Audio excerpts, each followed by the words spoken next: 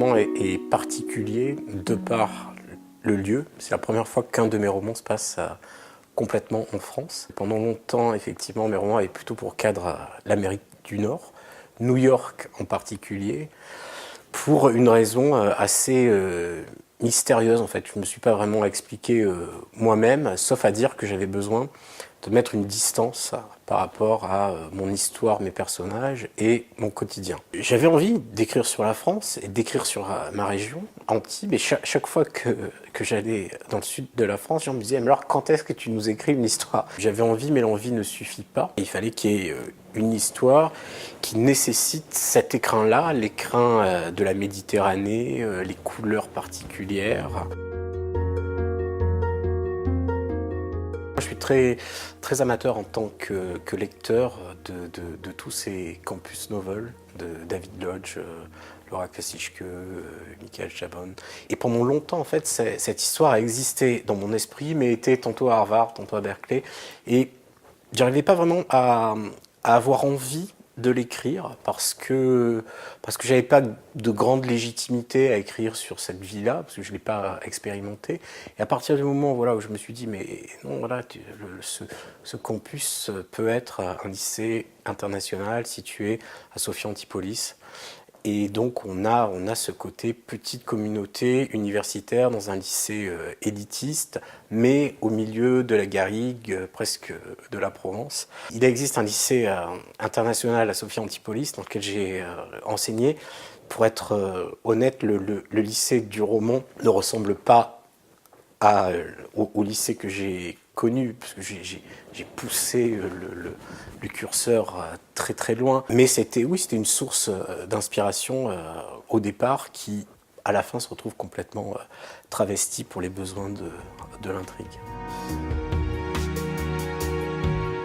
Ce roman, c'est assez drôle parce qu'il est construit autour d'une absente, Vinca Rockwell, qui est en 1992, comme ça, une sorte de reine du lycée, une fille de 19 ans, franco-américaine, très brillante, qui rend un peu fou à la fois les garçons et les hommes qui tournent autour d'elle, une sorte de Laura Palmer azuréenne. Un soir d'hiver, Vinca disparaît. Ce roman, c'est un petit peu un kaléidoscope de points de vue différents, chacun raconte la Vinca qu'il croyait connaître, et finalement on s'aperçoit que personne la connaissait vraiment. Le roman est un peu un puzzle pour reconstituer qui était vraiment Vinca Rockwell, et je crois que jusqu'à la dernière page, on ne sait pas vraiment qui elle est, ce qui lui est vraiment arrivé, et c'était c'est l'un des défis du roman, voilà, de faire un portrait de ce personnage insaisissable. Il y a une référence que j'avais en tête en écrivant ce roman, c'est l'impression que m'avait laissé adolescent ma lecture du Maître des Illusions de Donata. On était aussi dans une sorte de campus paralysé par la neige, et plus que la psychologie des personnages, j'avais gardé de ce roman une espèce de blanc comme ça, qui était assez oppressant. Le choix du titre, c'est clairement une référence à Schubert, La jeune fille et la mort. J'aime bien quand le titre s'impose avant même d'avoir commencé à écrire. C'était le cas ici. Pour moi, c'est les configurations la meilleure, parce qu'on est dès le départ dans quelque chose de cohérent. C'est une jeune femme qui disparaît dans la nuit, et la nuit matérialisant la mort, la peur, nos craintes. Mes romans, je dis souvent, c'est des sortes de thrillers intimes, et ce qui m'intéresse aujourd'hui, c'est davantage les bouleversements intimes des personnages. Moi, j'ai un but qui est limité et simple, c'est simplement offrir au lecteur une bulle qu'il sorte pendant quelques heures de sa vie, avec une vision de la culture qui est quelque chose de pas snob, qui est quelque chose de complètement ouvert, Je dois ça à ma mère qui me disait à la fois, voilà, lis Proust, Flaubert, mais lis aussi Stephen King, Marcel Pagnol, va voir les films de Tarkovsky, Kieslowski, mais va voir De Funès, Les Bronzés. J'ai une vision vraiment gourmande de la culture. Lorsque Bernard Pivot dit, voilà, la lecture, c'est pas simplement quelque chose pour fuir sa vie, pour fuir le monde, mais c'est aussi une porte d'entrée différente pour accéder au monde, voilà, être expérimenter des existences qu'on n'aura jamais, se frotter à des idées qui ne sont pas les nôtres, mais pour revenir dans le monde en étant enrichi. Du point de vue de la fiction, on vit, je trouve, une époque qui est particulièrement excitante parce que les gens consomment de plus en plus de fiction à travers les romans, à travers les films, à travers les séries, et qu'ils deviennent de plus en plus familiers des processus narratifs. Les auteurs ont un challenge, un défi qui est d'essayer voilà, de capter l'attention du lecteur, du spectateur.